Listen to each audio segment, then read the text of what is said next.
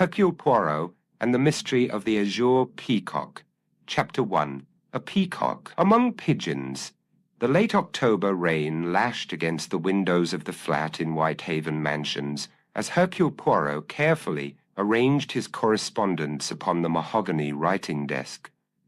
Outside, London had succumbed to that particular melancholy that accompanies the dying days of autumn, grey skies that seemed to press down upon the city like a leaden weight, and a dampness that penetrated to the bone despite the cheerful crackling of the fire in the grate. Captain Hastings, seated comfortably in an armchair, rustled his newspaper. "Dismal day, eh, Poirot? Makes one glad to be indoors." "Indeed, mon ami," Poirot replied, his waxed moustache twitching slightly as he meticulously aligned the edges of the envelopes before him. "Though I confess this weather, it creates in me the ennui most profound." Poirot's nimble fingers paused over an envelope of heavy cream vellum, distinguished from the others by both its quality and the ornate coat of arms embossed upon the seal. With characteristic precision, he slit it open and extracted a card edged in gold leaf. "Ah!" he exclaimed, his eyes brightening. "Perhaps, Hastings, the remedy for our ennui has arrived." "What is it?" Hastings inquired, lowering his newspaper. "An invitation, mon cher, from Lord Richard Marchmont of Thornfield Hall. He requests the pleasure of my company, and yours if you would care to accompany me, at his country estate for a most singular occasion." Poirot's eyes scanned the elegant script, the unveiling of what he calls the Azure Peacock, a priceless Indian artifact recently added to his collection. Hastings raised his eyebrows. "Marchmont, the collector? I've heard he has one of the finest private collections of Eastern antiquities in England."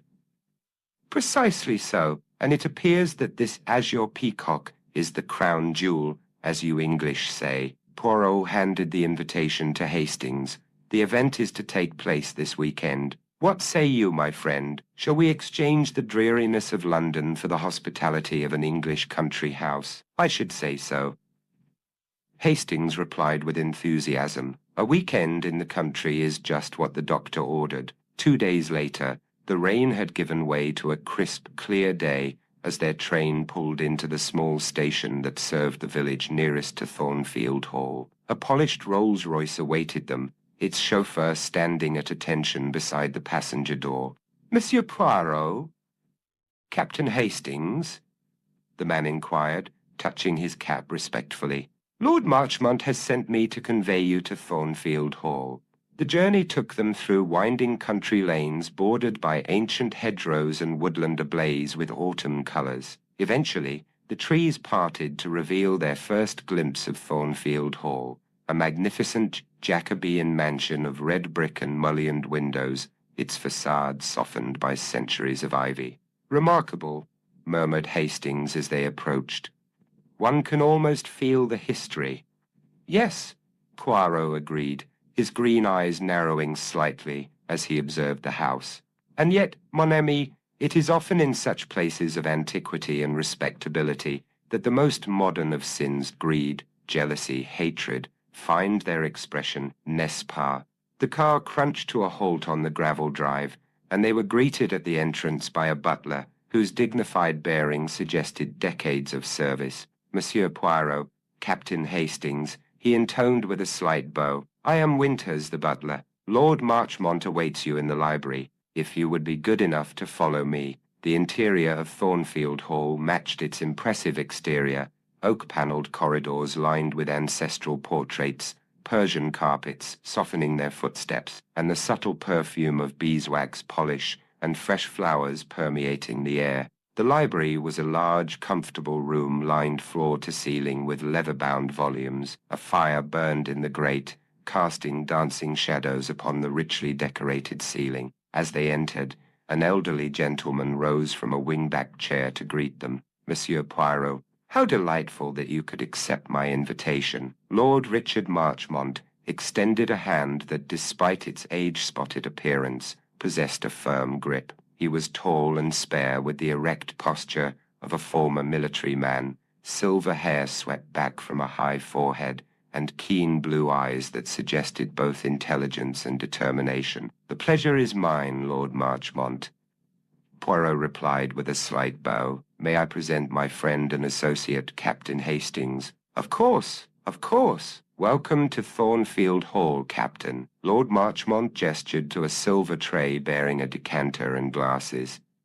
"Sherry before dinner? Or perhaps you would prefer whiskey?" As they settled with their drinks, the library door opened to admit a striking woman whose entrance immediately commanded attention. She was perhaps 40, with auburn hair arranged in the latest fashion, and a gown of emerald silk that complemented her pale complexion. "Ah, Vivian, my dear," Lord Marchmont said, reaching for her hand, "allow me to present our guests. Monsieur Hercule Poirot and Captain Hastings. Gentlemen, my wife, Lady Vivian Marchmont." Lady Vivian's smile illuminated her features, though Poirot noted that it did not quite reach her eyes. "The famous detective. How thrilling!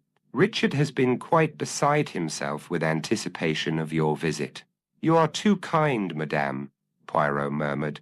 The door opened again, admitting a younger man whose resemblance to Lord Marchmont was unmistakable, though his features were harder, his expression less genial. "Jeremy, come in, my boy," Lord Marchmont called. "Meet our distinguished guests." Jeremy Marchmont's handshake was perfunctory, his smile tight.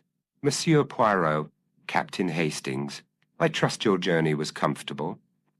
Before they could respond, a tall, thin woman with iron-grey hair drawn back in a severe bun entered the library. Her black dress, though of excellent quality, had a distinctly outdated cut. "Eleanor, my dear sister," Lord Marchmont said warmly, "come and meet Monsieur Poirot and Captain Hastings." Miss Eleanor Vance inclined her head stiffly. "Gentlemen, welcome to Thornfield Hall."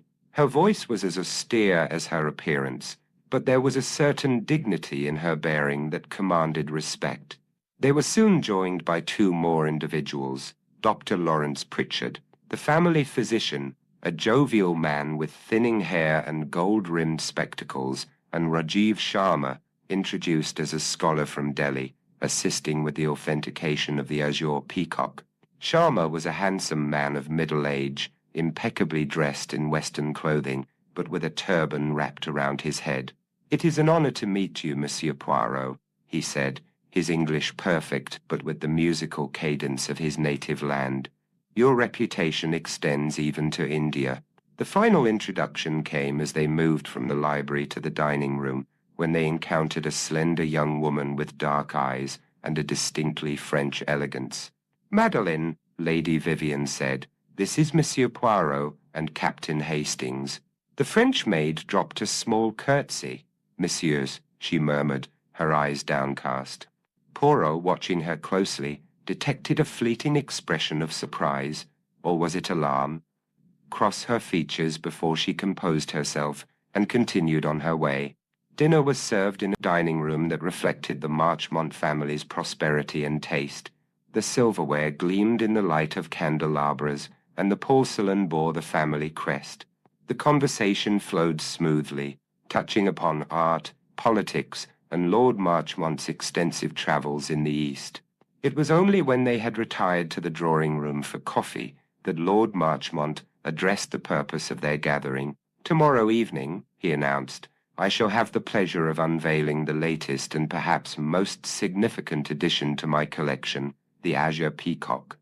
His eyes gleamed with anticipation. It is a masterpiece of ancient Indian craftsmanship, a gold statue of exquisite detail, encrusted with sapphires and emeralds. Its history is as fascinating as its beauty, and as dangerous, added Mr. Sharma quietly. Lord Marchmont waved a dismissive hand. "Rajiv refers to the legend that accompanies the peacock, that death follows it when it leaves its rightful home. Mere superstition, of course." "Is it, Richard?" Miss Vance asked sharply. 3 previous owners have met with untimely ends. Coincidence, Eleanor? Nothing more. The atmosphere in the room had subtly changed, a current of tension running beneath the polite conversation. Poirot, observing each face in turn, noted the varying expressions, concern on Dr. Pritchard's, skepticism on Jeremy's, unease on Lady Vivian's. Later that night, as Poirot and Hastings prepared for bed in their adjoining rooms, Hastings remarked, "Seems a pleasant enough gathering, doesn't it? Though I sensed some undercurrents during that talk of the curse." "Indeed, mon ami," Poirot replied thoughtfully. "The currents beneath the still water, they are often the most treacherous, are they not?" Hastings yawned. "Well, I'm looking forward to seeing this famous peacock tomorrow. Good night, Poirot. Good night, Hastings." But the unveiling of the Azure Peacock was not destined to proceed as planned. In the dead of night, a piercing scream shattered the silence of Thornfield Hall. Poirot, awakened instantly, found Hastings already at his door. "It came from downstairs, I think," Hastings said urgently. They hurried down the grand staircase to find the household gathering in the main hall, faces pale in the inadequate light of hastily lit lamps. Lord Marchmont, in a dressing gown, was striding toward a room off the main hall. "The display case," he was saying, his voice tight with alarm. "Someone, check the display case." Poirot and Hastings followed him into what appeared to be a small museum, a room dedicated to displaying the finest pieces of his collection. In the center stood an elegant glass case, illuminated by a beam of moonlight from the window above. The case was intact, its lock undisturbed, but the Azure Peacock was gone. Chapter 2. Feathers ruffled morning brought a pale sun and the arrival of Inspector Japp from Scotland Yard, summoned by telegram due to the considerable value of the stolen artifact.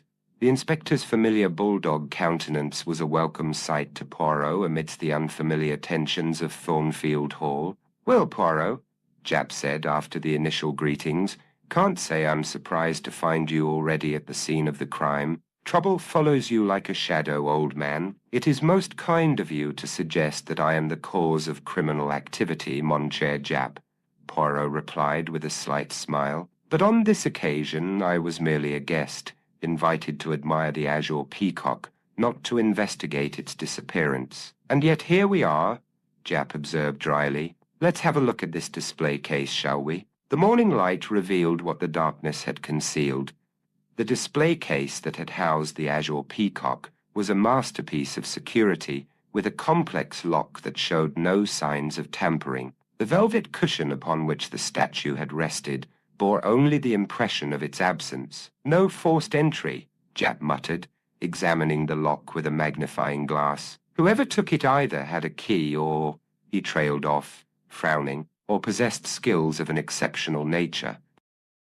Poirot finished for him, his eyes scanning the room methodically. One by one, the inhabitants of Thornfield Hall were interviewed, each providing an account of their movements the previous night. Lord Richard had taken a sleeping draught prescribed by Dr. Pritchard and claimed to have heard nothing until the commotion awakened him. Lady Vivian insisted she had been reading in her room, a statement corroborated by her maid Madeline, who had brought her a tisane before retiring. Jeremy Marchmont admitted to walking the grounds to clear his head after what he described as a rather tense dinner. Miss Vance stated she had heard footsteps in the corridor but assumed it was one of the servants.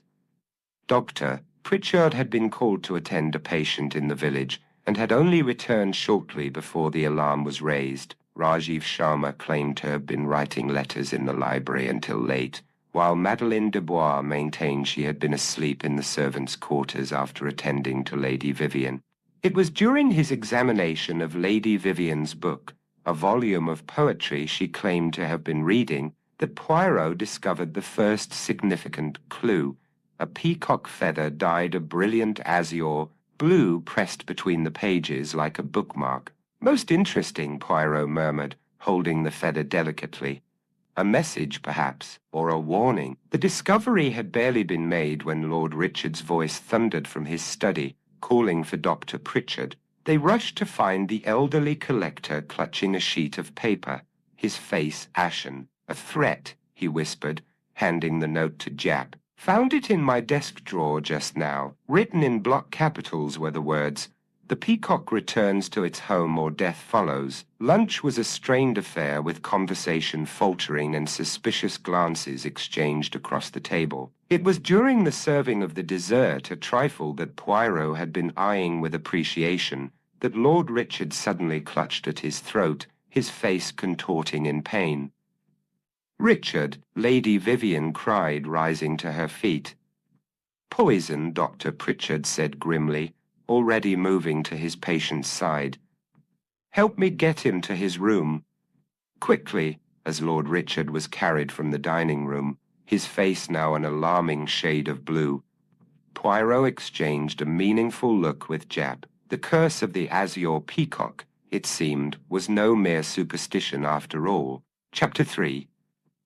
A trail of blue feathers with Lord Richard Marchmont, languishing in a coma, saved from immediate death only by Dr. Pritchard's swift intervention, a pall descended upon Thornfield Hall. The house itself seemed to hold its breath, its ancient walls bearing silent witness to the drama unfolding within.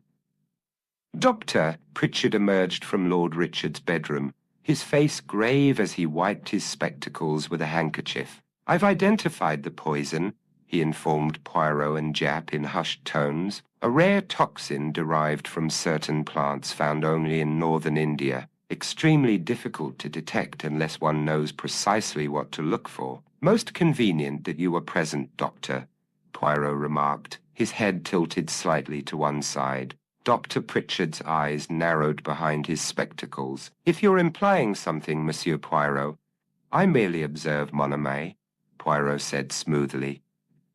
"It is fortunate that your medical knowledge extends to such exotic poisons." The tension in the household escalated with Lord Richard incapacitated. Jeremy Marchmont assumed an air of authority, issuing instructions to the servants, and speaking in hushed tones with the family solicitor, who had been summoned from London. Lady Vivian kept vigil by her husband's bedside, her elegant features now drawn with worry, or was it fear? Poirot, with Hastings faithfully at his side, conducted more detailed interviews with each inhabitant of the house. The revelations came slowly, reluctantly, like drops of water wrung from a stone. Jeremy Marchmont, cornered in the billiards room, admitted with bitter resentment that his father had recently altered his will. "He's left half his estate to Vivian," he confided, striking a bull with unnecessary force. "A woman young enough to be his daughter, who married him for his money and position. The collection, including that cursed peacock, was to go to the British Museum,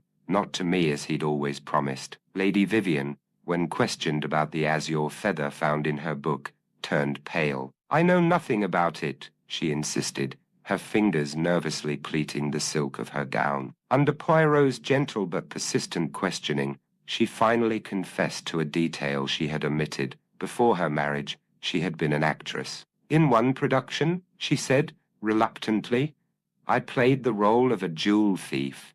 "Is that what you wish to hear, Monsieur Poirot? That I once portrayed the very crime of which I am now suspected?"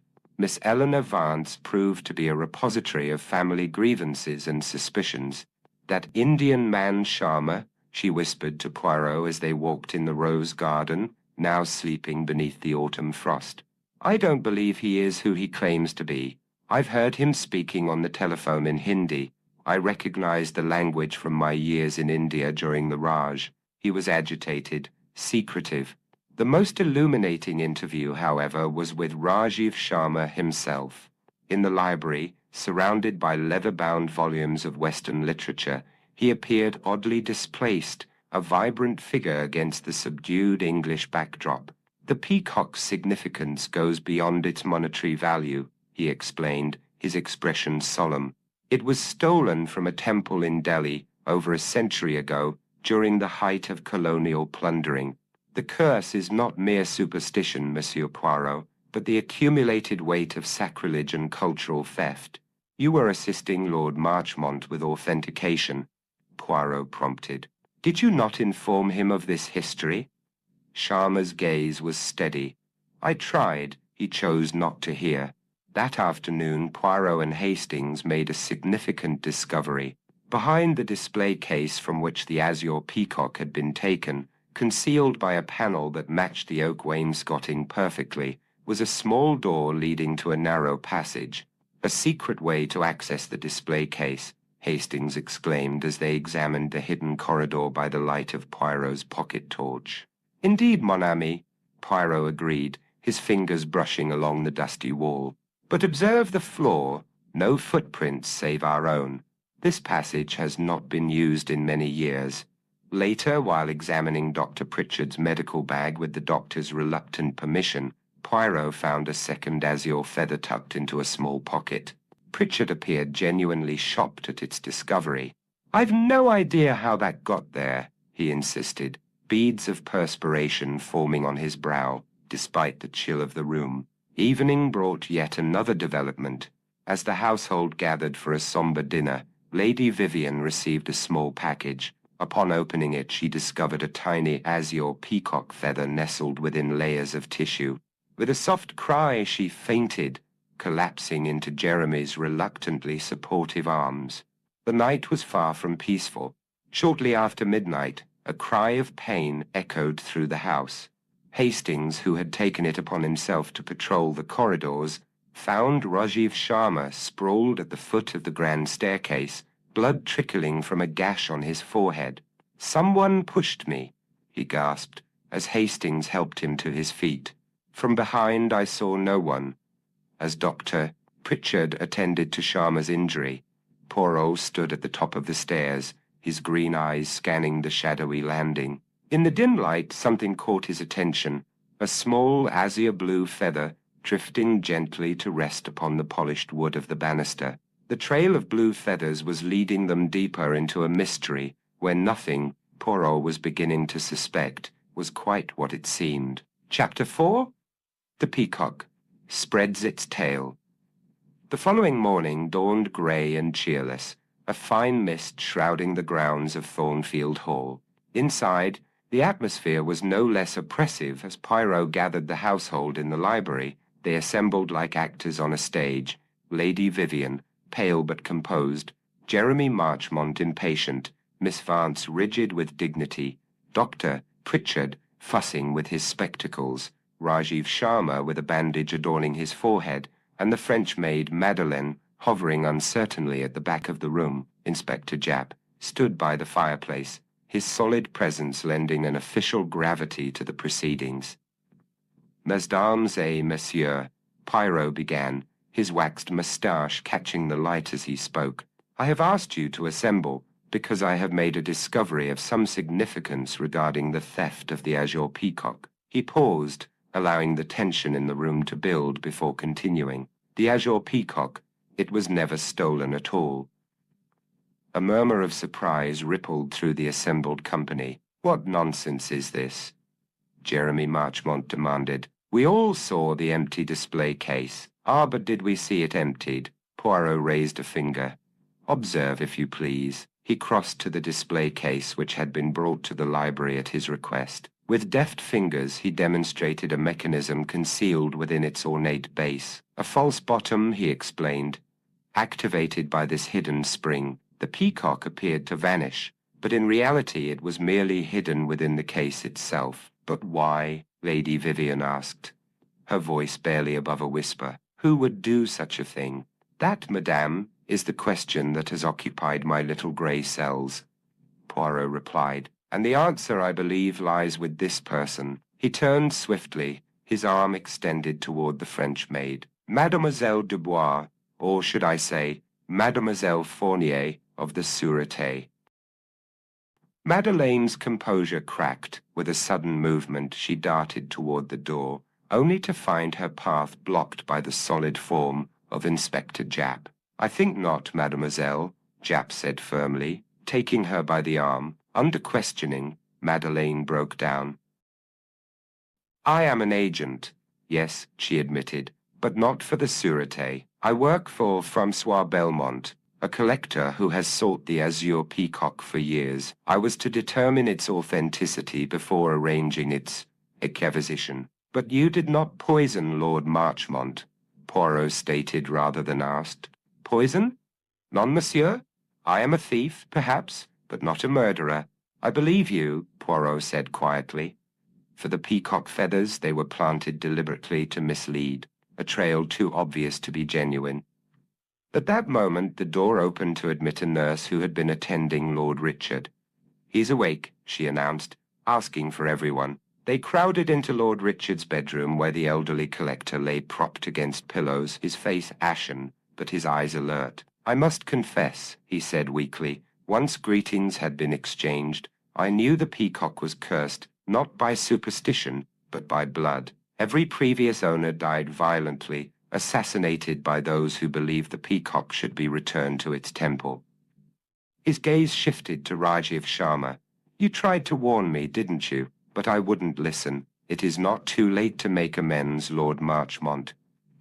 Sharma replied gravely. Lord Richard nodded feebly.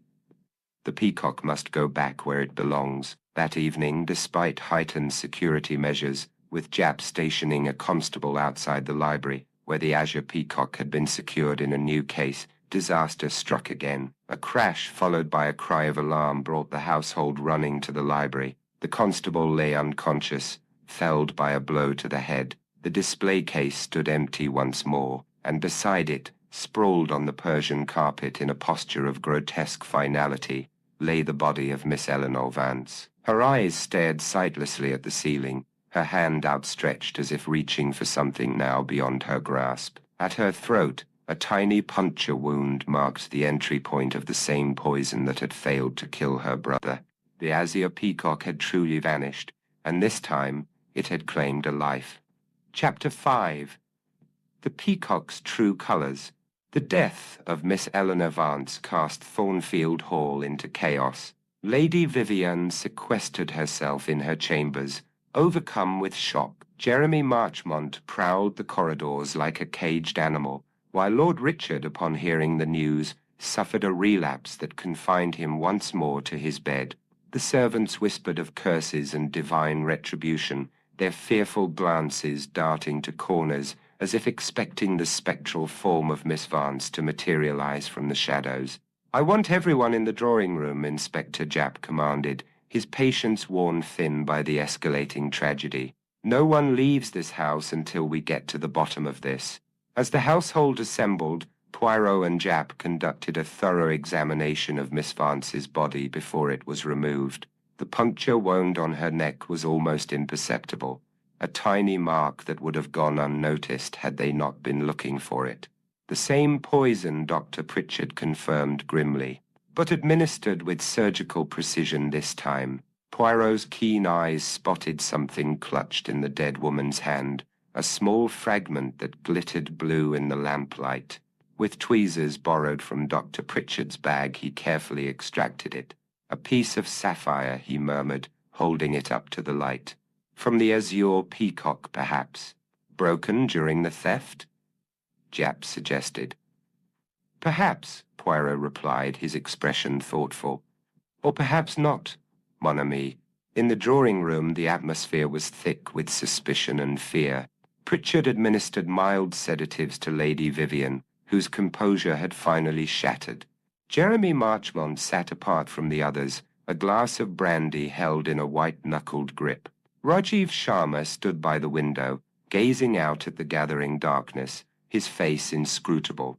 "Before we proceed," Poirot announced, addressing the room at large, "I must request a curious experiment." He turned to Dr. Pritchard. "Doctor, you have equipment for chemical analysis, I believe?" Dr. Pritchard nodded warily.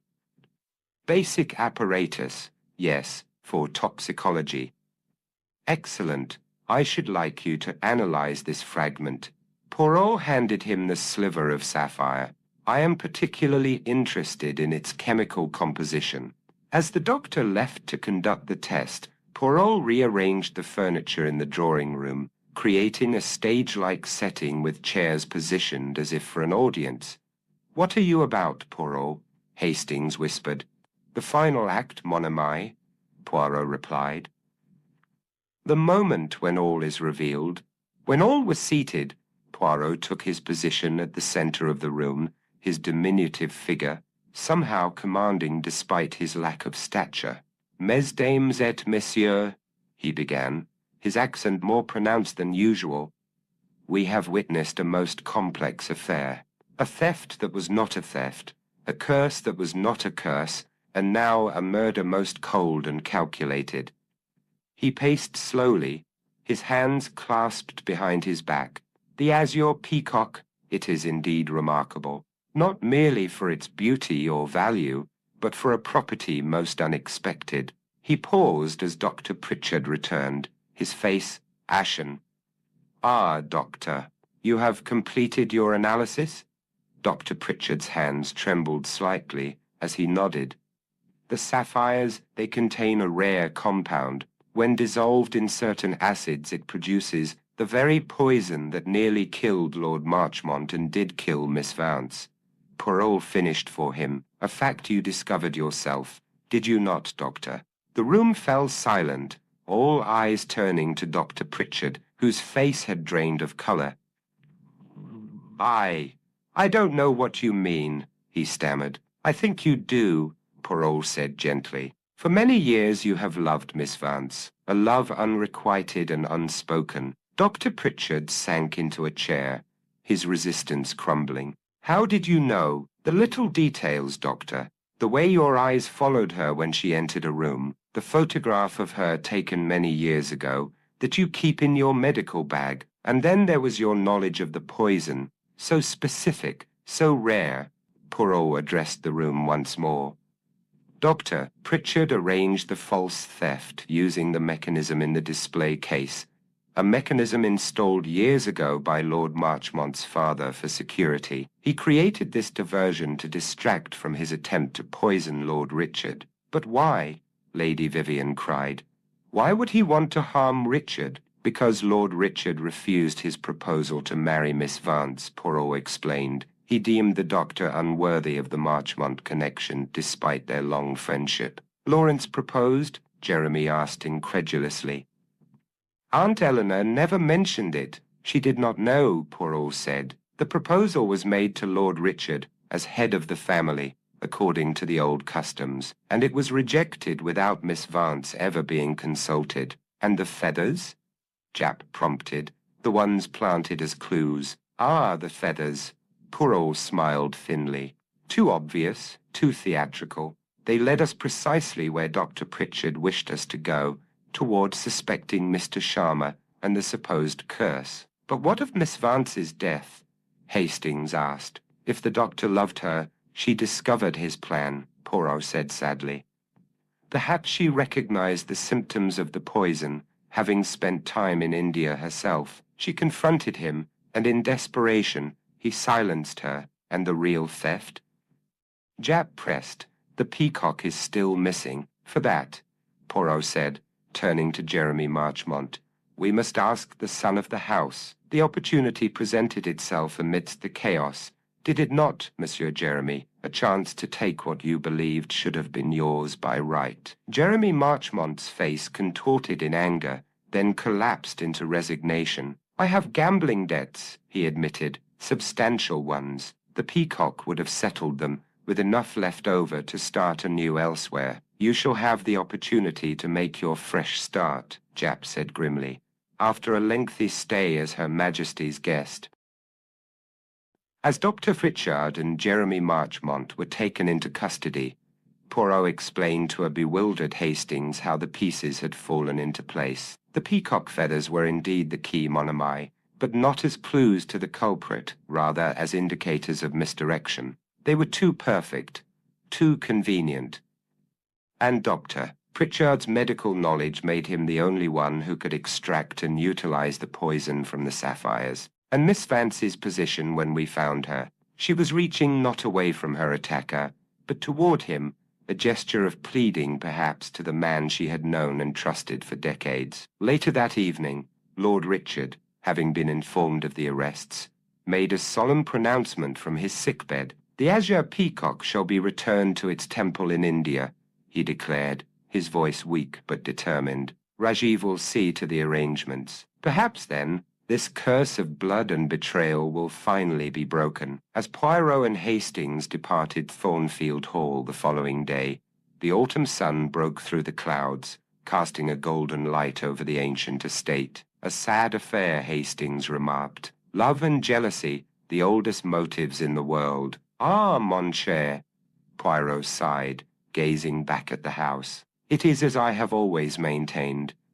The most dangerous passions are those that wear the mask of virtue. Love becomes possession, loyalty becomes obsession, justice becomes revenge.